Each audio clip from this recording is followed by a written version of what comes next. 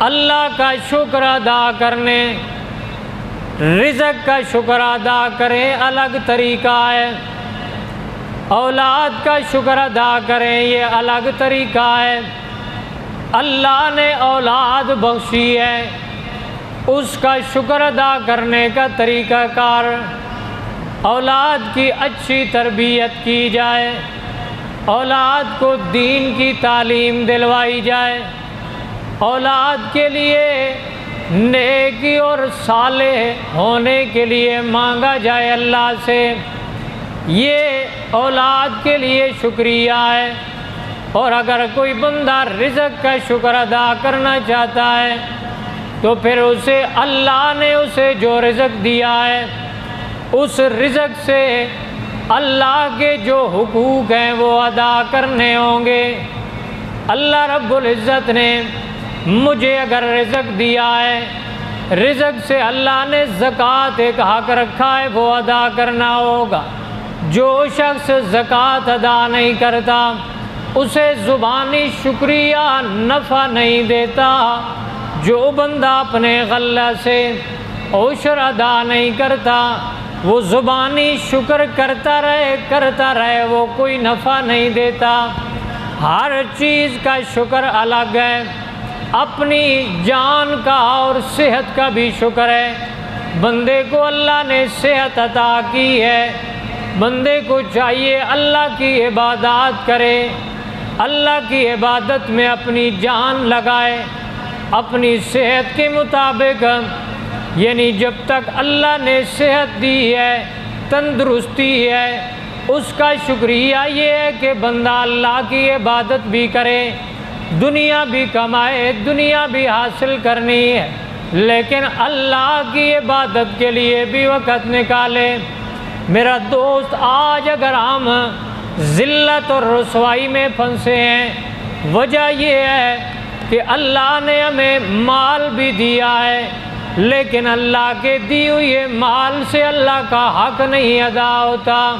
اللہ نے صحت دی ہے، سارے کام کرتا ہے بندہ، جب تک رگوں میں گرم گرم خون دوڑتا ہے، خوب بےایمانیاں کرتا ہے، اور جس دن بیمار ہو جائے وقتی اللہ اللہ ہونے لگتی ہے، اللہ کو یاد کرتا ہے، جبکہ صحت میں بھی اللہ کو یاد کرنا چاہیے، بیماری میں بھی اللہ کو یاد کرنا چاہیے، ہر وقت اللہ کی یاد دل میں ہونی چاہیے۔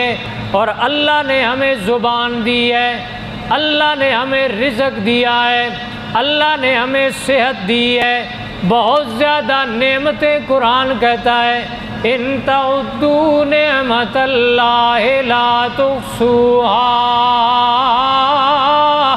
اللہ نے جتنی نعمتیں دی ہیں بندہ شمار کرتا رہے شمار نہیں کر سکتا، اتنی اللہ کی نعمتیں ہیں، لیکن اتنی نعمتیں استعمال کرنے کے باوجود کبھی میری زبان سے شکر کے لفظ نہیں نکلے۔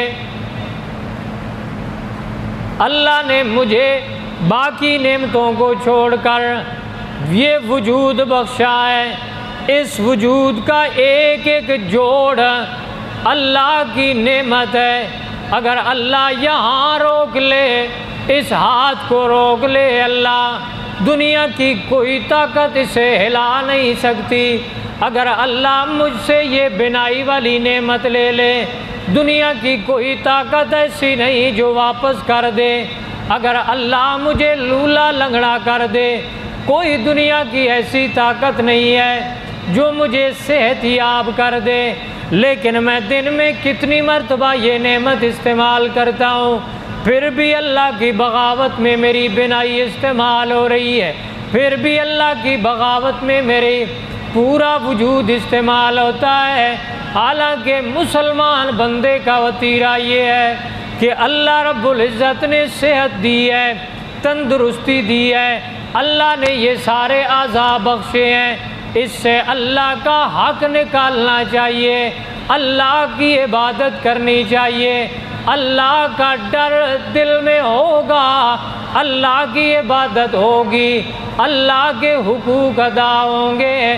میرے پیغمبر صلی اللہ علیہ وسلم نے فرمایا جس بندے کو ذکر کرنے والا دل مل جائے اور شکر کرنے والی زبان مل جائے، دو چیزیں، ذکر کرنے والا دل مل جائے اور شکر کرنے والی زبان مل جائے، قرآن مجید کہتا ہے ما یفعل اللہ بعذابکم ان شکرتم وآمنتم وکان اللہ شاکرا علیما۔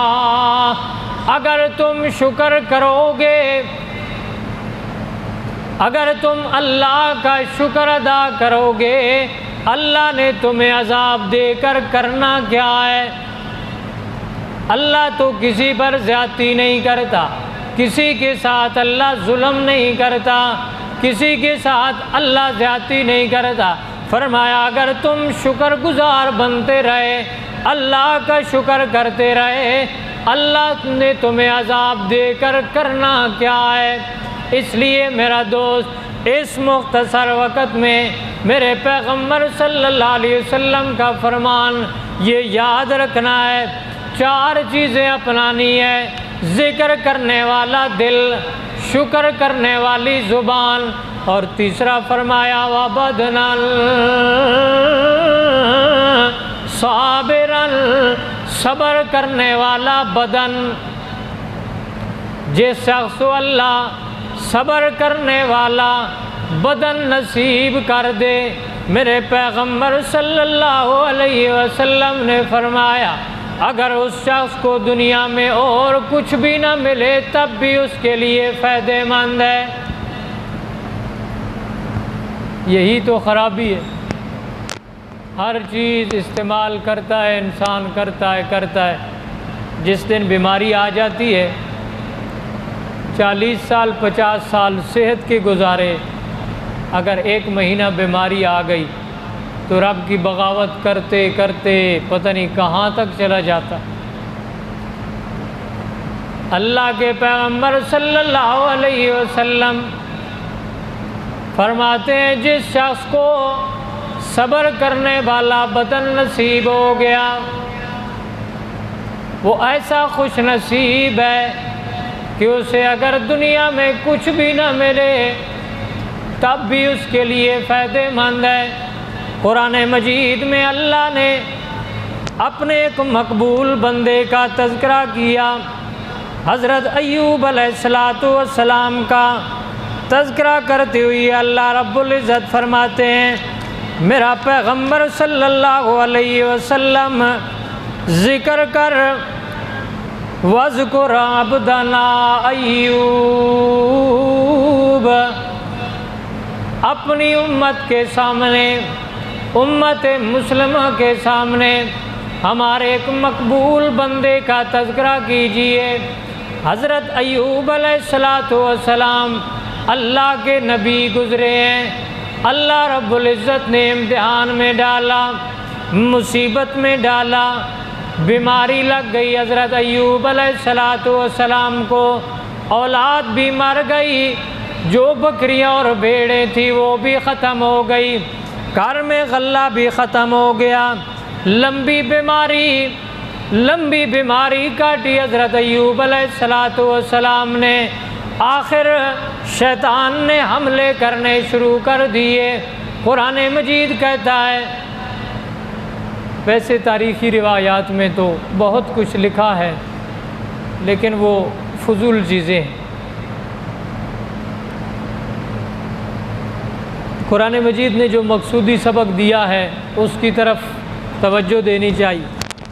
اللہ رب العزت فرماتے ہیں وَاذْكُرْ عَبْدَنَا ایوب، تذکرہ کیجیے ہمارے خاص بندے ایوب کا۔ کس چیز کا تذکرہ کیجیے؟ فرمایا اذ نادى ربہ، جس وقت پکارا حضرت ایوب نے اپنے رب کو، اپنے رب کو پکارا۔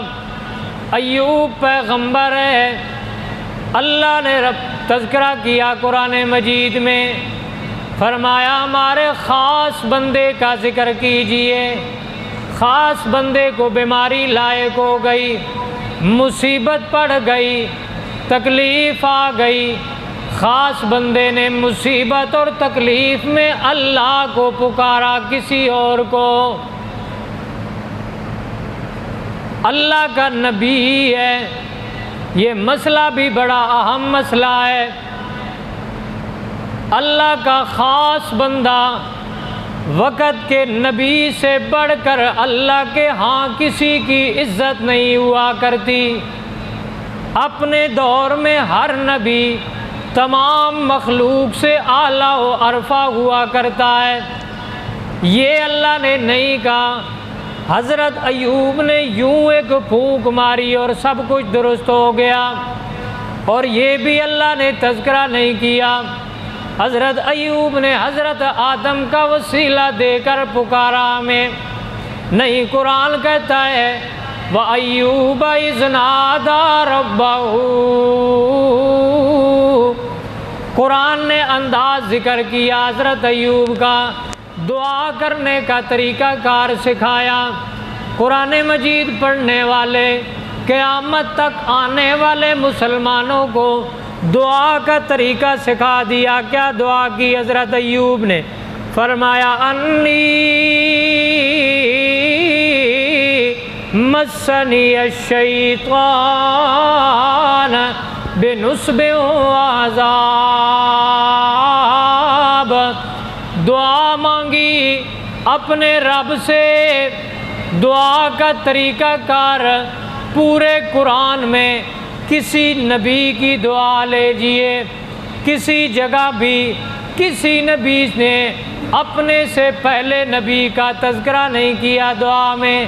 اے اللہ ابراہیم کا تجھے واسطہ ہے، اے اللہ اسماعیل کا واسطہ ہے، اے اللہ محمد الرسول اللہ صلی اللہ علیہ وسلم کا واسطہ ہے۔